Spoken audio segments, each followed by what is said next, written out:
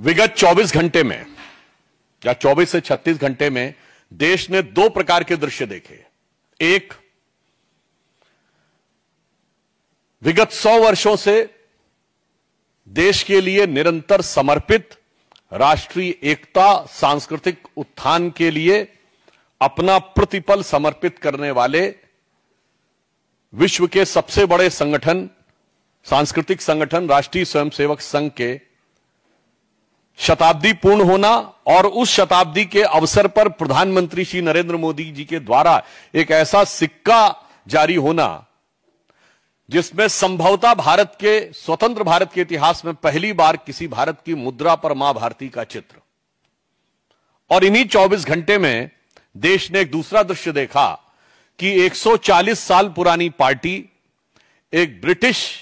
Officer Elon ऑक्टेवियम Hume के द्वारा स्थापित पार्टी, जिसके पहले 25 साल में अनेक ब्रिटिश सेक्रेटरी अध्यक्ष रहे, और 100 साल से जिसका एक ही परिवार का उस पर वर्चस्व है। आप सब लोगों को यदि ना ध्यान हो तो मोतीलाल नेहरू 1919 में कांग्रेस के अध्यक्ष बने थे और 1928 के बाद 29 में उन्होंने अध्यक्षी सीधे मोतीलाल नेहरू ने जवाहरलाल नेहरू को ट्रांसफर की थी। यानी 100 साल से एक ही परिवार के आधिपत्य के बाद भी उस संगठन के पतन और सत्ता छूटने की बदहवासी में उनके खानदान के बरखुरदार के द्वारा, जो कि आज भारत विरोधी शक्तियों के फर्माबरदार बनते हुए प्रतीत हो रहे हैं, अपनी उसी आदत के अनुरूप विदेश की धरती से एक और ऐसा बयान दिया है जिसमें कुछ भी आश्चर्यजनक नहीं है। अगर आपको ध्यान हो तो मात्र कुछ दिन पहले मैंने ही आपको एक बाइट देते समय एक आवश्यक सूचना दी थी कि राहुल गांधी जी पुनः विदेश जा चुके हैं, और फिर आप तैयार रहिएगा, कोई ना कोई भारत विरोधी बयान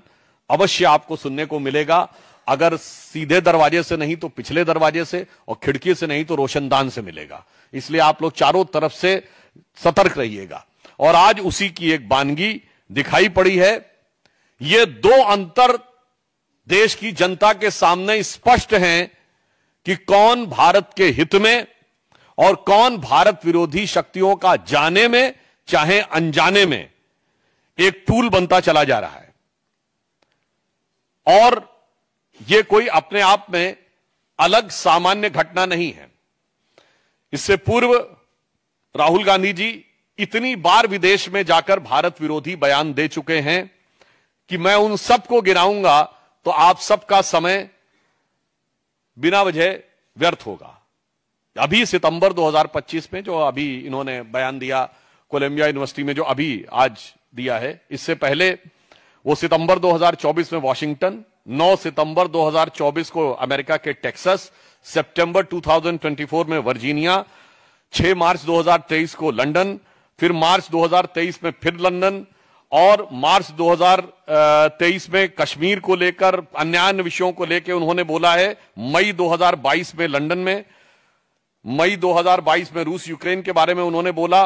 फिर ब्राउन यूनिवर्सिटी में मार्च 2021, दुबई में जनवरी 2019, लंदन में अगस्त 2018, मलेशिया में मार्च 2018, सिंगापुर में मार्च 2018, बहरीन में जनवरी 2018 और अमेरिका में सितंबर 2017। एक लंबी कहानी है जो उनके दिल के अंदर की नफरत की जुबानी आपको बहुत साफ दिखाई पड़ती है।